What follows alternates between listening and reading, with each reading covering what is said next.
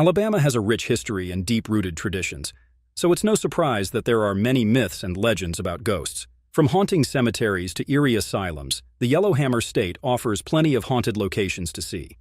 Here are 5 of Alabama's most haunted places you can visit, if you're brave enough, that is.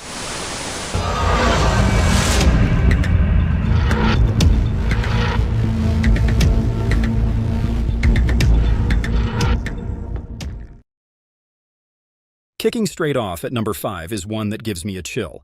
The Gaineswood Plantation.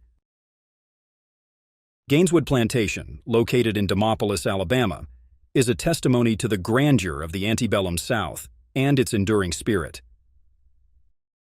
General Nathan Bryan Whitfield built this Greek revival masterpiece between 1843 and 1861, reflecting the wealth and aspirations of the time.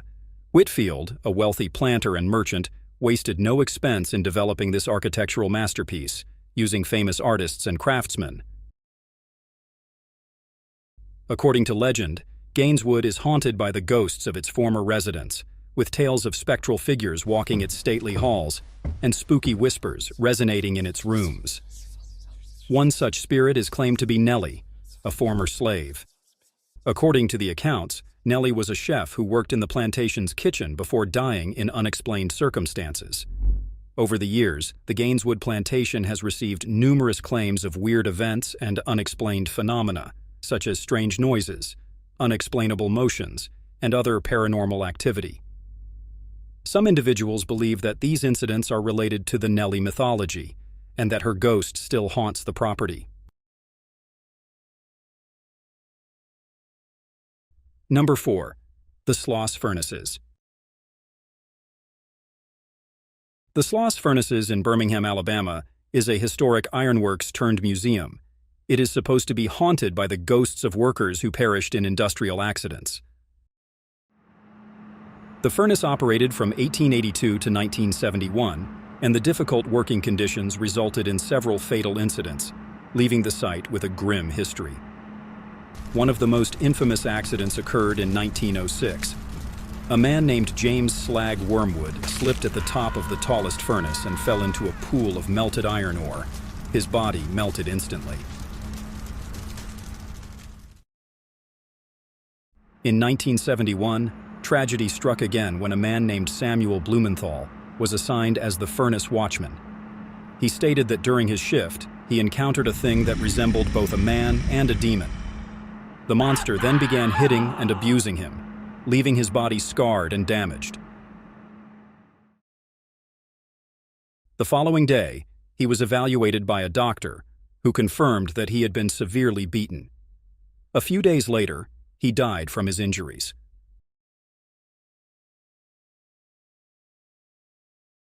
According to local mythology, the souls of James and other workers who died in the furnace are still present on the site. Visitors and employees have experienced unusual noises, movements, and other paranormal activities. Some people claim to have seen ghosts or felt a presence inside the furnace.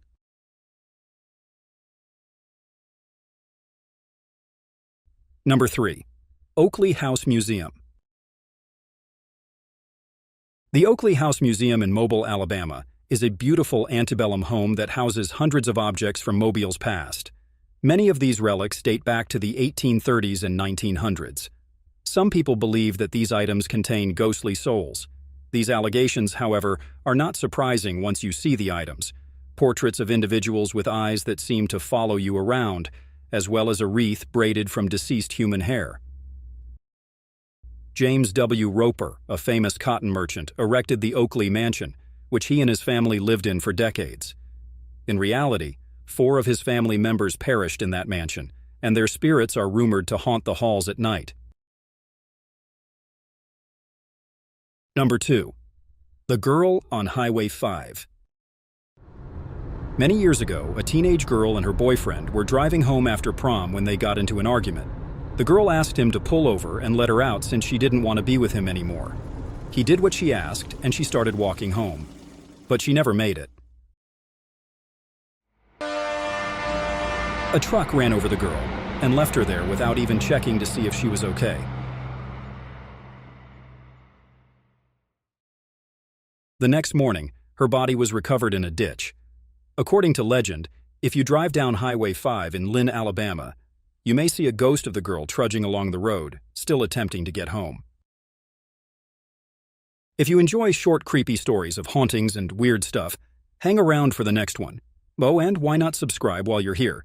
It really helps out a small channel like ours.